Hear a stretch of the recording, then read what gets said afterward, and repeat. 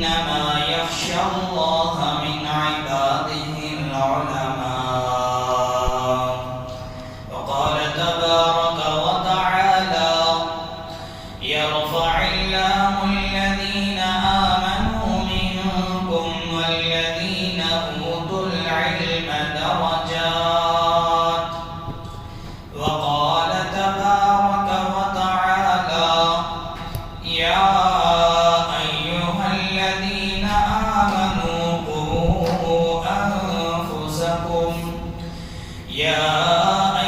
الذين آمنوا قوا أنفسكم وأهليكم نارا وقودها الناس والحجارة. وقال النبي صلى الله عليه وسلم طلب العلم فريضة على كل مسلم ومسلمة. صدق الله مولانا العظيم وصدق رسوله النبي الكريم ونحن على ذلك لمن الشاهدين والشاكرين والحمد لله رب العالمين. اللهم صل على سيدنا محمد في أول كلامنا. اللهم صل على سيدنا محمد في أوسط كلامنا. اللهم صل على سيدنا محمد في آخر كلامنا. اللہ کے نام سے شروع کرتا ہوں جو بڑا مہربان نہایت رحم کرنے والا ہے. ہر قسم کی حمد و ستائش تمام قسم کی تعریفوں کے لائق وہی ایک اللہ باقی ذات ہے جو ہم سب کا پیدا کرنے والا اور پالنے والا ہے. ساری کائنات کا خالق حقیقی اور ہر ذرے کا مالک و مختار ہے. جو چاہتا ہے وہ کرتا ہے. اس کے کرنے کرانے میں، اس کی قوت و طاقت میں، اس کے روب اور دبدبے میں، اس کے ارادے اور فیصلے میں کوئی اس کا شریک نہیں، کوئی اس کا پارٹنر نہیں، کوئی اس کا ہمسر نہیں ہے. وہ ایک ہے، یکتا ہے، ہمیشہ سے ہے اور ہمیشہ رہے گا. وہ باپ پروردگار عالم اتنی بڑی طاقتوں کا، قدرتوں کا مالک ہے. اگر کسی ایک شخص یا خاندان اور قوم و ملت کو عزت دینا چاہے، سربلندی عطا کرنا چاہے، کامیابی عطا کرنا چاہے، قسم خدا کی دنیا کی کوئی طاقت اسے روک نہیں سکتی.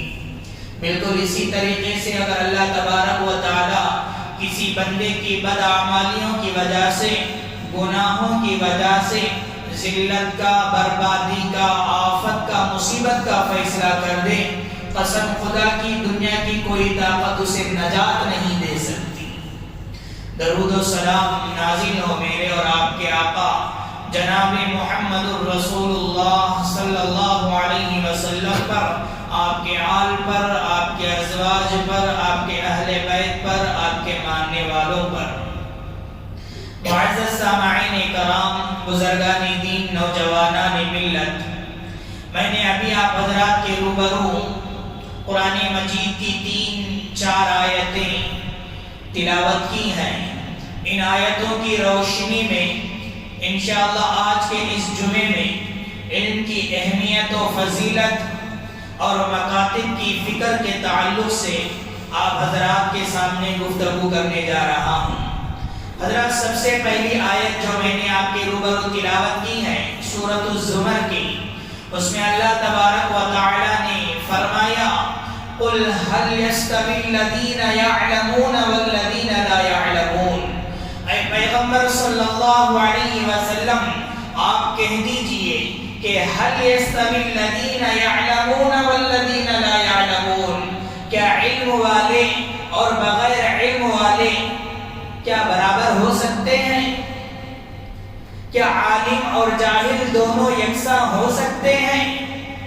علم والے کا مرتبہ، علم والے کا مقام، علم والے کا رتبہ، علم والوں کا مرتبہ، علم والوں کی اہمیت، علم والوں کی فضیلت اللہ تبارک و تعالی کے نزدیک بے علم کے مقابلے میں بہت زیادہ بلند ہیں۔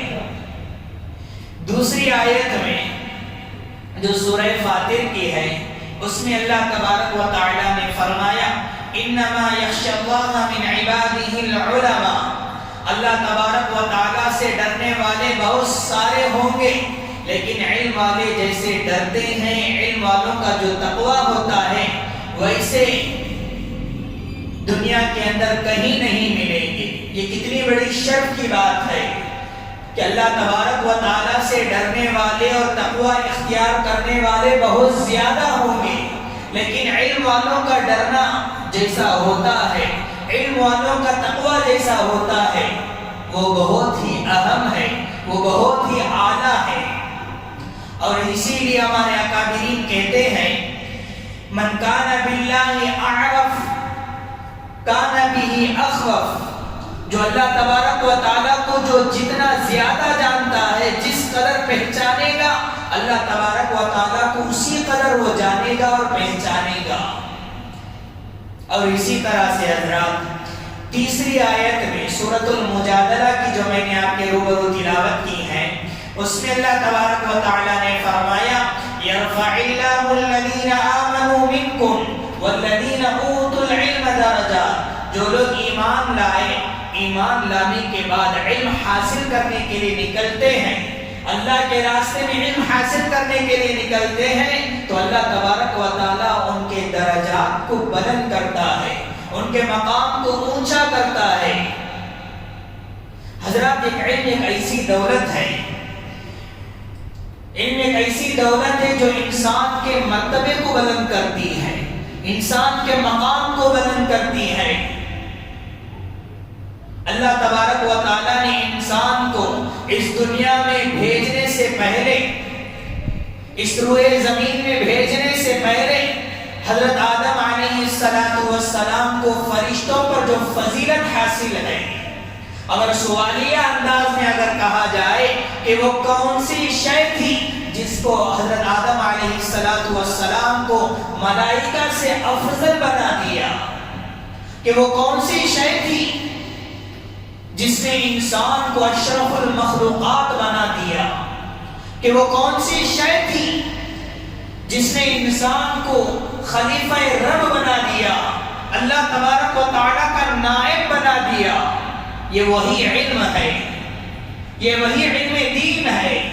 حضرات اگر یہ علم انسان تو انسان، کائنات کے بے زبان مخلوقات جسے ہم جانور کہتے ہیں، اگر اس کے پاس بھی اگر علم آ جائے تو اس کی بھی قسمت بدل جاتی ہے، اس کی بھی اہمیت بدل جاتی ہے، اس کا بھی مقام بدل جاتا ہے۔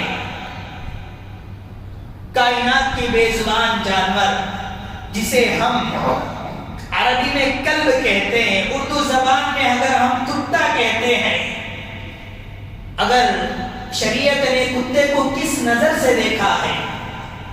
شریعت نے سب سے پہلے کتے کے بارے میں کہا کہ جہاں کہیں بھی کتا دکھے تو اس کو مارو، پھر اس کے بعد عام حکم سے بعد میں خاص ہوا کہ صرف کالے کتے کو مارو۔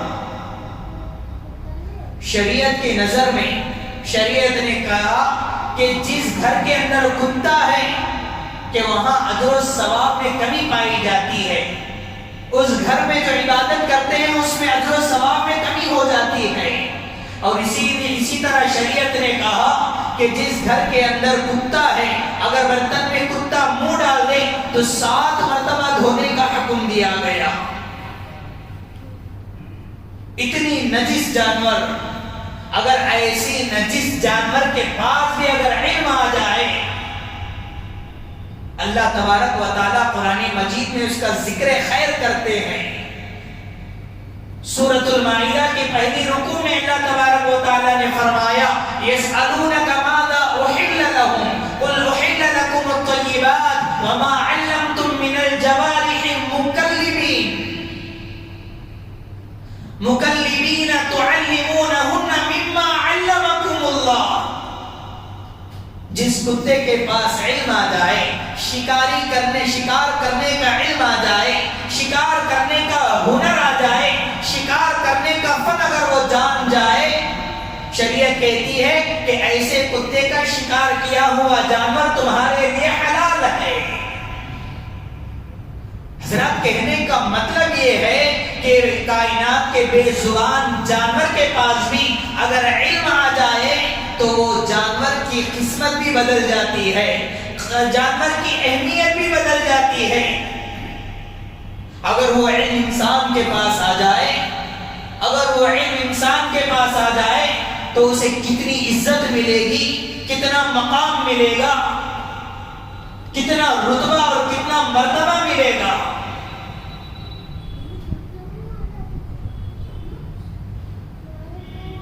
علم ایک ایسی دولت ہے، علم کی فضیلت کے بارے میں سب سے پہلی بات جو ہے، پیارے نبی صلی اللہ علیہ وسلم نے فرمایا علم یہ انبیاء کا میراث ہوتا ہے، انبیاء اور رسول کا میراث ہوتا ہے۔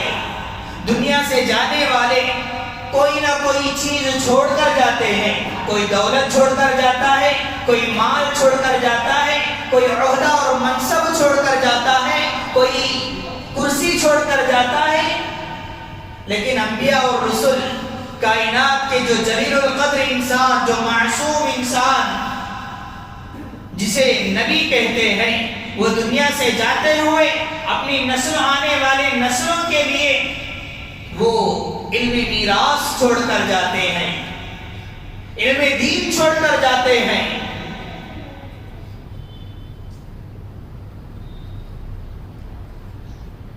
اسی لیے قرآن مجید میں کہا کہ ان العلماء ورثۃ الانبیاء وان الانبیاء لم یورثوا دینارا ولا درہما۔ انبیاء جو ہوتے ہیں اپنے وارثوں کے لیے علم چھوڑ کر جاتے ہیں، دینار نہیں چھوڑ کر جاتے، درہم چھوڑ کر نہیں جاتے، بلکہ اپنے وارثوں کے لیے، اپنی ذریت کے لیے، آنے والے نسلوں کے لیے وہ علم میراث چھوڑ کر جاتے ہیں، علم دین چھوڑ کر جاتے ہیں۔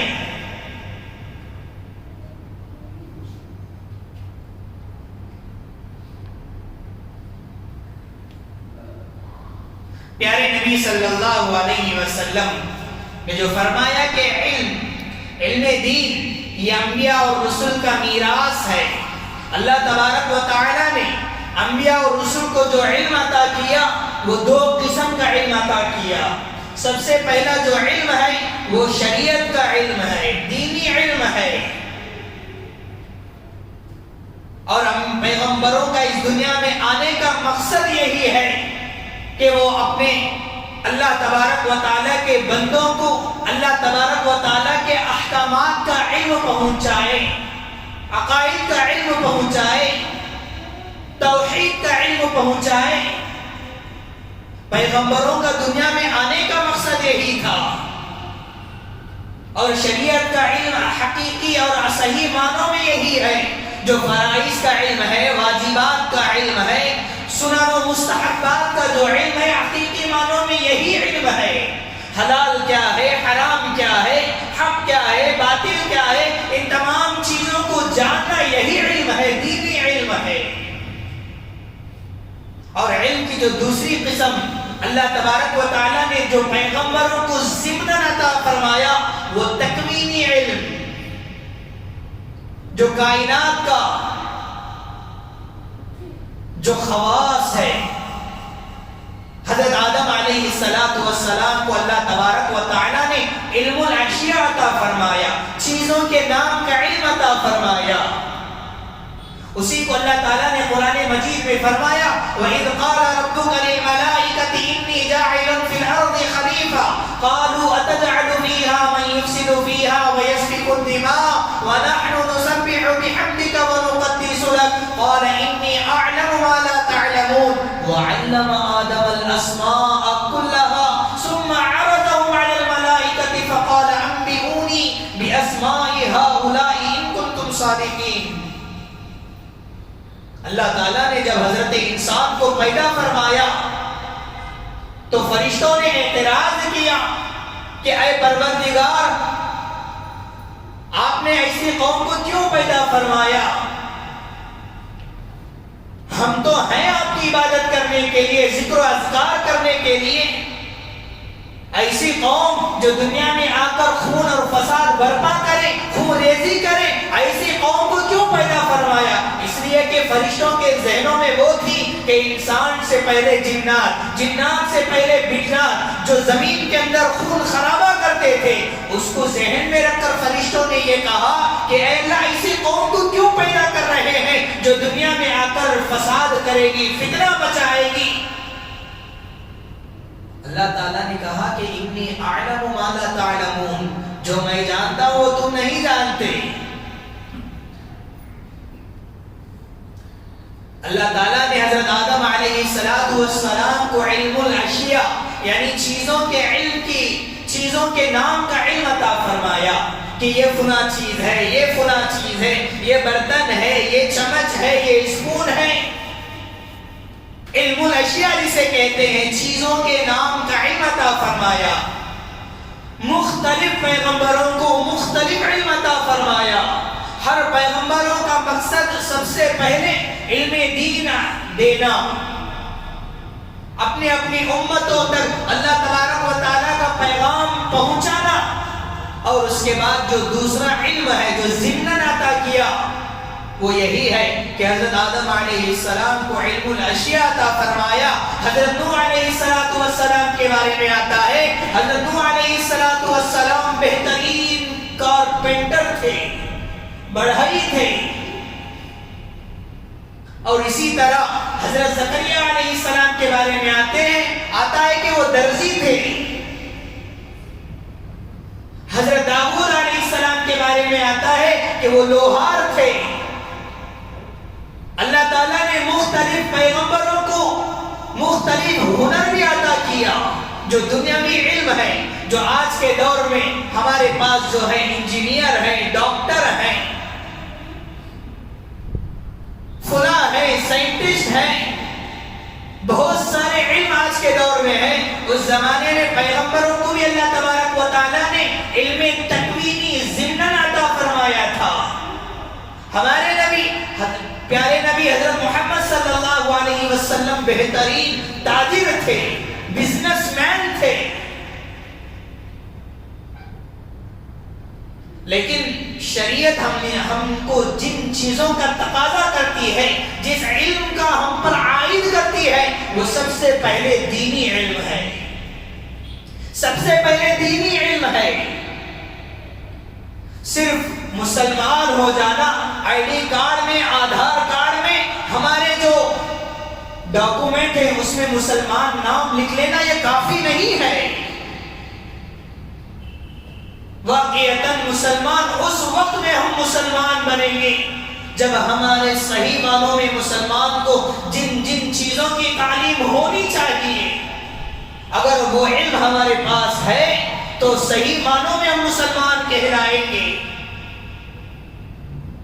مسلمان ہیں اگر نماز پڑھنا نہیں آتا، مسلمان ہیں روزہ رکھنا، روزے کے مسائل معلوم نہیں، مسلمان ہیں زکات کے مسائل معلوم نہیں، مسلمان ہیں وضو کا طریقہ معلوم نہیں، مسلمان ہیں غسل کا طریقہ معلوم نہیں، تو یہ کیسی مسلمانی ہے؟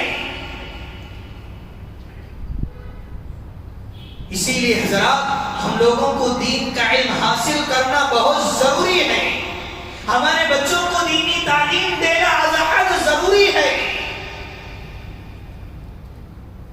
پیارے نبی صلی اللہ علیہ وسلم نے فرمایا، طلب العلم فریضۃ علی کل مسلم و مسلمہ، علم کا حاصل کرنا ہر مسلمان مرد اور عورت پر فرض ہے۔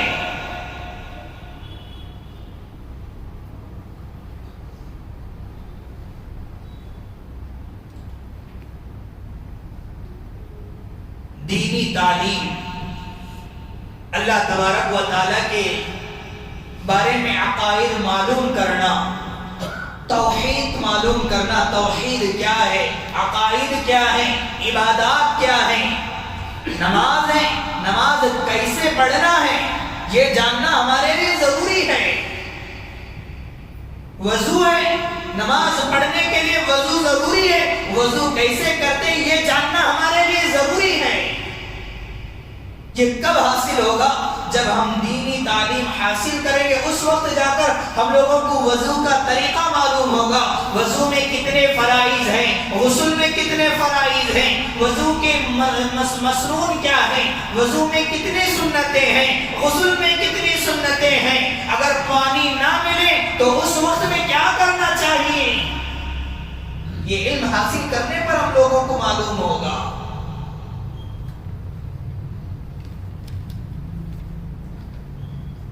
علم چاہے وہ دینی ہو یا دنیاوی،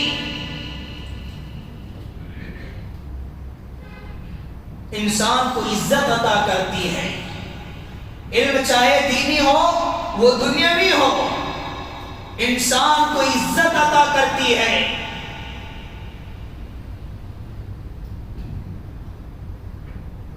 بادشاہ کی حکومت لوگوں پر چلتی ہے، بادشاہوں کی حکومت پیسے اور بل بوتے پر چلتی ہے، طاقت کے بل بوتے پر چلتی ہے، لیکن علم والوں کی جو حکومت ہے اللہ کے بندوں کے دلوں کے اوپر چلتی ہے۔ ہارون رشید ایک مرتبہ اپنے محل کے چھت کے اوپر اپنی لونڈی کے ساتھ چہل قدمی کر رہے ہیں، تفریح کر رہے ہیں، شہر میں دیکھ رہے ہیں کہ لوگوں کی بھیڑ جمع ہوئی ہے۔ ہارون رشید پوچھتے ہیں اپنی لونڈی سے کہ کیا بات ہے کہ شہر میں اتنا مجمع کیوں جمع ہو گیا؟ تو لونڈی کہتی ہے کہ اے بادشاہ سلامت، حضرت عبداللہ بن مبارک رحمت اللہ علیہ آئے ہوئے ہیں۔ حضرت عبداللہ بن مبارک رحمت اللہ علیہ دوسری صدی کے بڑے محدث گزرے ہیں، وہ آئے ہوئے ہیں، اس لیے لوگ وہاں پر جمع ہوئے ہیں۔ تو اس کے بعد لونڈی نے بادشاہ سے کہا کہ بادشاہ سلامت، اگر گستاخی نہ ہو تو میں ایک بات کہوں؟ تو ہارون رشید نے کہا کہ کہو۔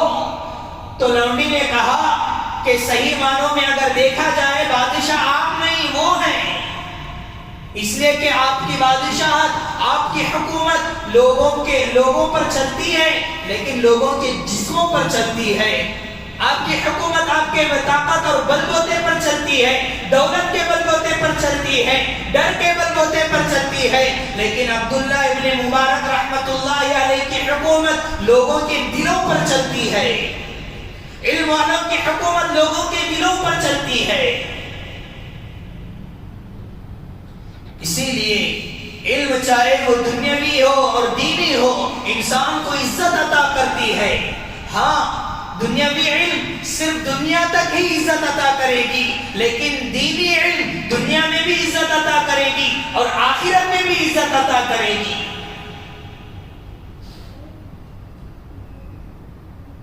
اسی لیے ہم لوگوں کو چاہیے کہ ہم خود کے بارے میں فکر کریں۔ اللہ تبارک و تعالیٰ نے قرآن مجید میں فرمایا، یا ایھا الذین آمنوا قوا انفسکم واہلیکم نارا، اے ایمان والو اپنے آپ کو جہنم کے آگ سے بچاؤ، اپنے اولاد کو جہنم کے آگ سے بچاؤ، اپنے گھر والوں کو جہنم کے آگ سے بچاؤ۔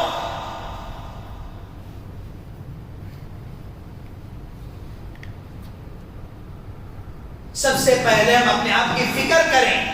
اللہ نے کہا کہ اپنے آپ کو جہنم کے آگ سے بچاؤ۔ جہنم کیا چیز ہے معلوم ہوگی تو ہم جہنم سے بچیں گے۔ جہنم کیا چیز ہے اس کے بارے میں علم ہو تو ہم جہنم سے بچنے کی کوشش کریں گے۔ اپنے اولادوں کو جہنم کے آگ سے بچاؤ۔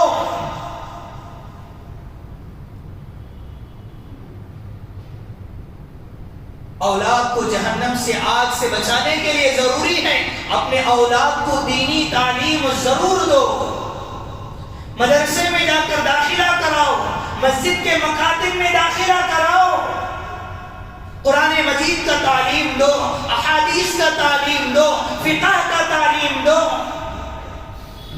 اخلاق کے ساتھ تربیت کرو۔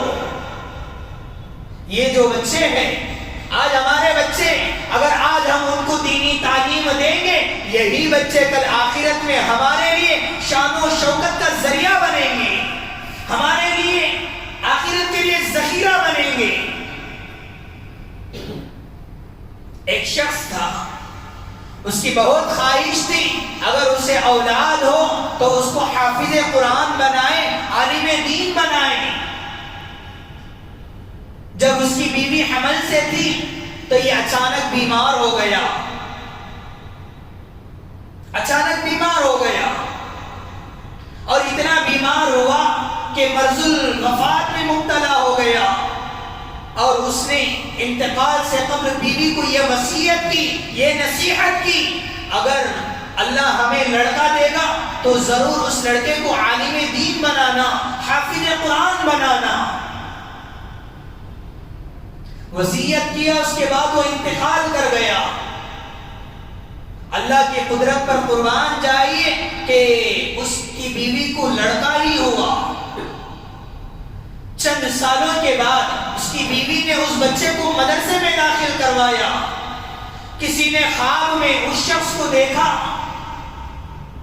بہت پہلے ایک مرتبہ خواب میں دیکھا کہ وہ عذاب میں مبتلا تھا، بہت ہی پریشان تھا۔ جب اس کی بیوی نے اس بچے کو مدرسے میں داخلہ کرا دیا، اس کے بعد اس شخص نے پھر دوبارہ اس کو خواب میں دیکھا تو وہ عیش و عشرت میں ہے، آرام میں مبتلا ہے۔ تو اس نے اس شخص سے کہا کہ کیا بات ہے کہ میں نے اس سے پہلے بھی تمہیں خواب میں دیکھا ہے، تم نے بہت ہی پریشان حال عذاب میں مبتلا تھے، اب اس مرتبہ میں آپ کو دیکھ رہا ہوں کہ تم بہت ہی عیش و عشرت کے ساتھ، راحت اور سکون کے ساتھ ہیں، کیا بات ہے؟ تو اس شخص نے کہا کہ میری بیوی نے میرے بچے کو آج ہی مدرسے میں داخلہ کرایا اور میرے بچے نے آج ہی بسم اللہ پڑھا ہے، جس کے بدلے میں، جس کے بدولت میں، جس کے برکت سے اللہ تبارک و تعالیٰ نے میری مغفرت کر دیا۔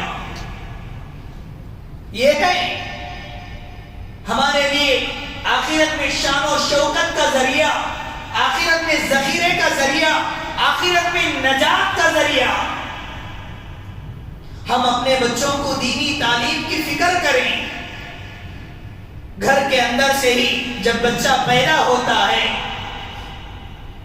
شریعت کہتی ہے کہ سب سے پہلے اس کے کانوں میں اذان دو، سب سے پہلے اس کے سیدھے کان میں اذان دو، اور اس کے بعد اقامت دوسرے کان میں دیو۔ اس کے بعد جب اور اچھا نام انتخاب کرو، جس نام میں شرکیہ جملہ نہ ہو، شرکیہ الفاظ نہ ہو، شرک کی بو نہ آتی ہو، ایسے نام تجویز کرو بچوں کو نام رکھتے وقت۔ جب نام رکھ دیے تو شریعت کہتی ہے کہ بچے کے 7 دن ہو جائے تو عقیقہ کرو، اور جب بچہ بولنے لگ جائے، جب بچہ چلنے پر کے قابل ہو جائے تو بچے کو آرام سے، ماں باپ جو ہوتے ہیں، بچے جو توتلی زبان سے جو بات کرنے لگتا ہے، بچوں کو اللہ کا لفظ سکھاؤ۔ ہمارے اکابرین جو ہوتے ہیں، ہمارے جو اسلاف جو گزرے ہیں، ان کی ماؤں نے ان کی تربیت ایسی کی تو ان کے پیٹوں میں اللہ تعالیٰ نے غوث جیسے پیدا فرمایا، ابدال پیدا فرمایا، جنید بغدادی جیسے اولیاء کو پیدا فرمایا۔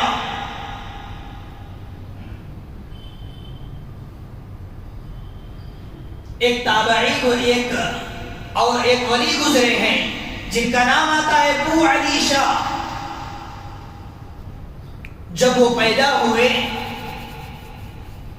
ہر بچہ جب پیدا ہوتا ہے تو وہ رونے لگتا ہے۔ جب ابو علی شاہ رحمت اللہ علیہ پیدا ہوئے تو وہ بھی رونے لگے، لیکن ایسے مسلسل رونے لگے 7 دن گزر گیا، رونا بند نہیں ہو رہا ہے۔ جب بچے کا عقیقہ ہوا، 7 دن کے بعد جب عقیقہ ہوتا ہے، ہونے کے بعد ابو علی شاہ رحمت اللہ علیہ اپنے استاد کو عقیقے کی دعوت دینے لگے، اور ان کے استاد حضرت فخر الدین رحمت اللہ علیہ جب وہ عقیقے کی دعوت میں آئے، دعوت کھانے کے بعد جب بچے کو دیکھنے لگے اور ابو علی شاہ رحمت اللہ علیہ کہتے ہیں کہ حضرت بچہ پیدا ہو کر 7 دن ہو گیا لیکن رونا بند نہیں کر رہا ہے۔ حضرت فخر الدین رحمت اللہ علیہ سمجھ گئے، کیونکہ وہ اللہ کے ولی تھے، سمجھ گئے کہ بچہ کیوں رو رہا ہے، کیونکہ بچے پر ماں کا اثر پڑا ہے۔ کیونکہ ماں جب ابو علی شاہ رحمت اللہ علیہ اپنے ماں کے پیٹ میں تھے، جب ان کی اولاد بیوی کے پیٹ میں تھی، ان کی بیوی نے ہر روز قرآن کی تلاوت کیا کرتی تھی۔ جب قرآن کی تلاوت کرتی تھی تو بچہ اس تلاوت کو سنتا تھا اور اس بچے کو قرآن کی تلاوت کی عادت ہو گئی تھی۔ اب جیسے ہی ولادت ہو گئی، ولادت کی وجہ سے ماں قرآن کی تلاوت نہیں کر سکتی تھی۔ اب اسے قرآن کی تلاوت کی جیسے ہی عادت چھوڑ گئی، بچہ رونے لگا اور مسلسل رونے لگا۔ اس کے بعد ابو علی شاہ رحمت اللہ علیہ کے استاد فخر الدین رحمت اللہ علیہ بچے کے کام میں قرآن کی تلاوت جب کرنے لگے، بچہ خاموش ہو گیا۔ جب بچہ خاموش ہو گیا تو لوگ پریشان ہو گئے، حیران ہو گئے، پوچھنے لگے حضرت 7 دن سے بچہ رونا بند نہیں کیا، آپ نے اس کے کام میں کیا کہا جس کی وجہ سے بچے نے رونا بند کر دیا؟ تو حضرت نے کہا کہ بچے کو قرآن کی تلاوت کی عادت ہو گئی تھی، جب وہ عادت چھوٹ گئی تھی تو بچہ رونے لگا۔ جیسے ہی میں نے قرآن کی تلاوت اس کے کانوں میں کی، وہ بچہ رونا بند کر دیا۔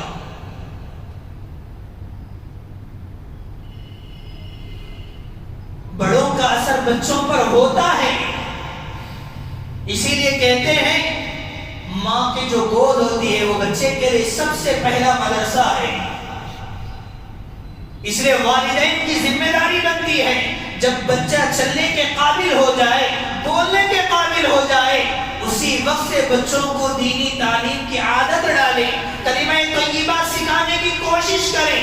ہمارے پاس ایسی شکایتیں آئی ہوئی ہیں، جب ہم بچوں کو مکتب میں پڑھاتے ہیں، سبق دیتے ہیں، اول کلمہ طیب لا الہ الا اللہ محمد الرسول اللہ، جب بچوں کو سبق دے کر بھیجتے ہیں، جاؤ بچے جا کر یاد کر کے گھر میں بھی پڑھنا، مدرسے میں بھی پڑھنا، گھر میں جا کر جس طرح تم اسکول کے پڑھائی کے جیسا ہوم ورک گھر میں کرتے ہیں، اسی طرح مدرسے میں بھی جو سبق لیا جاتا ہے، جو پڑھایا جاتا ہے، گھر میں جا کر ایک مرتبہ اس کو ضرور پڑھنا، والدین کے سامنے جا کر یاد کرنا، والدین ان کو یاد کرا کر بھیجنا والدین کی ذمہ داری بنتی ہے۔ جب ہم نے بچوں کو اول کلمہ پڑھا کر بھیجتے ہیں، یاد کر کر آنے کے لیے کہتے ہیں، تو ایسی شکایتیں بھی آئی ہوئی ہیں کہ حضرت میں نے ماں کے پاس جا کر، امی کے پاس جا کر میں نے یہ کہا کہ امی آج کا سبق میرا یہ ہے، اول کلمہ ہے، مجھے یاد کروائیے۔ بچہ کہتا ہے کہ امی کو ہی آتا نہیں تو مجھے کیا سکھائے گی؟ ایسی شکایتیں ہمارے پاس آئی ہیں۔ بڑوں کا حال، والدین کا حال یہی رہے گا تو بچوں کا حال کیا ہوگا؟ بچوں کا مستقبل کیسے سنورے گی؟ اسی لیے ہم لوگوں کو چاہیے کہ ہم اپنے بچوں کو دینی تعلیم کی فکر کریں، مکتب میں داخلہ کرائیں، ہر محلے میں رہنے والے مسلمان، ہر محلے میں رہنے والے والدین اپنے محلے کی مسجد کے مکتب کو آباد کریں۔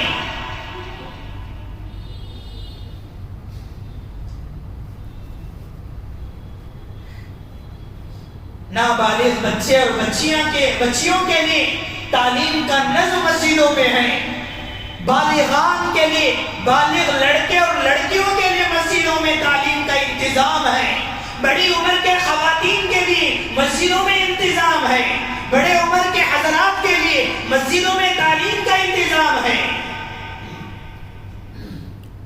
لیکن آج ہمارے نزدیک دینی تعلیم کی کوئی اہمیت ہی نہیں ہے۔ آج ہمارے معاشرے میں عصری تعلیم کی جتنی اہمیت ہے، آج اس میں 0.5% بھی دینی تعلیم کی اہمیت نہیں ہے، اگر ہم اپنے بچوں کی دینی تعلیم کی فکر نہیں کریں گے، ابھی سوشل میڈیا میں ایک ایسا پوسٹ گردش کر رہا ہے، ایک ایسا فوٹو گردش کر رہا ہے، بعض لوگ فرعون کے لاش کے پاس گئے ہوئے ہیں، اس کے پاس جا کر فاتحہ کا خوانی کر رہے ہیں، فرعون کی لاش کے پاس جا کر فاتحہ خوانی کر رہے ہیں۔ اگر ہم اپنے بچوں کی دینی تعلیم کی فکر نہیں کریں گے، ہم اپنے بچوں کو قرآن کی تعلیم نہیں دیں گے، احادیث کی تعلیم نہیں دیں گے، اخلاق کی تعلیم نہیں دیں گے، تو یاد رکھو کہیں ہماری اولاد بھی کل ایسی حرکت نہ کر بیٹھ جائیں، کہیں ابو جہل جیسے آدمیوں کے قبر پر جا کر فاتحہ خوانی کرنا بیٹھ جائیں۔ ہم ہمارے بچوں کو کم سے کم اتنی تعلیم ضرور دیں، اگر ہم انتقال ہو جائیں تو ہماری اولاد ہمارے نماز جنازہ پڑھانے کے قابل ہو، کم سے کم اتنی تعلیم تو ضرور دینا چاہیے۔ اسی لیے آپ حضرات سے ادباً گزارش ہے کہ آپ حضرات ہمارے مسجد میں مکتب کا نظام ہے، چھوٹے بچوں سے لے کر بڑے بچوں تک ہر ایک کا تعلیم کا نظم ہماری مسجد یعقوب میں ہے۔ آپ سے کوئی چیز ہم مانگتے نہیں، آپ سے کوئی فیس مانگتے نہیں، کتابیں ہم آپ کو دیں گے، یونیفارم ہم آپ کو دیں گے، صرف آپ اپنے بچوں کو ہمارے حوالے کیجیے۔